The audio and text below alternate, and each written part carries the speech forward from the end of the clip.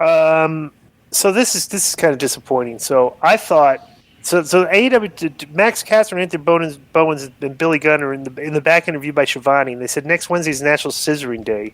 They also mentioned having an open contract for Rampage. And Keith Lee showed up and said Swerve Strickland was at the show because he's disgruntled over Gunn getting involved and costing them the tag titles. And Lee told the Acclaim they were carried and then walked away.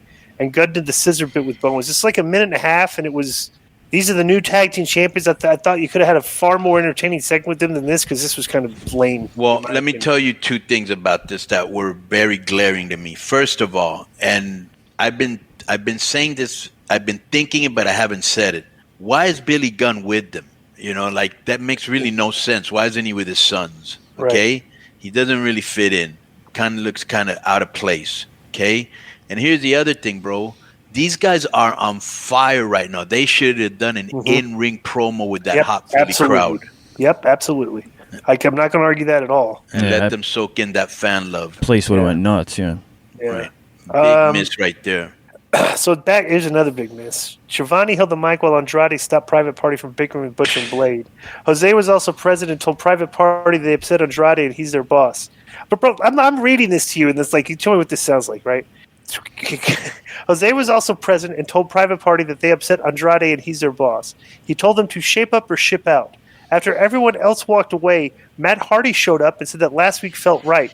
He promised that they would do things right if he aligned with them again. On a scale of 1 to 10, let me ask you a question. Let me ask you a question. How long has Andrade been there?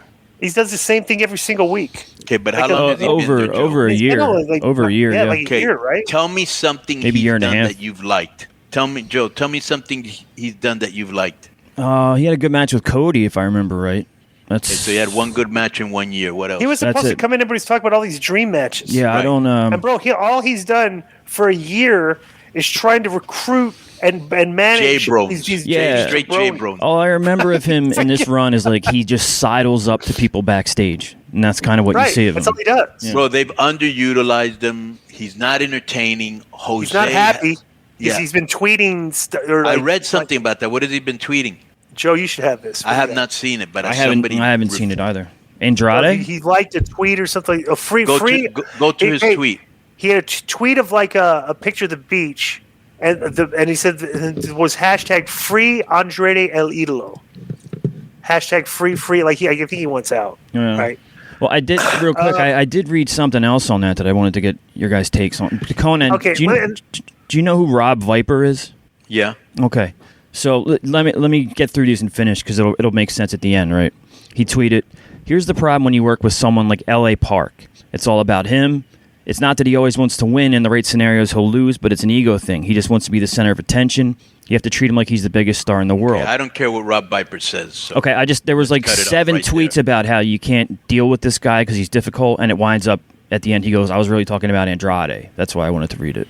Well, L.A. Park is probably the most difficult guy I've ever worked with. Okay. And that's from experience, right? Obviously, yeah.